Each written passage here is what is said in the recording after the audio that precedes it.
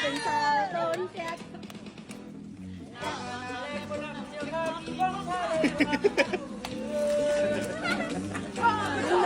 หนุ่มเพชรเก้า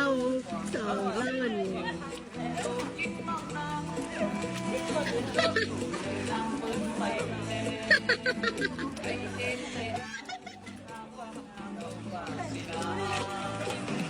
โอเคนั่นสุดายโยตันเลยขึ้นด้วยเป็นสาวเท่าโอ้เป็นสาวเท่าน้องสาวเท่าอร่อยน้องเว้ยดูมองว่าอยากซื้อให้ไว้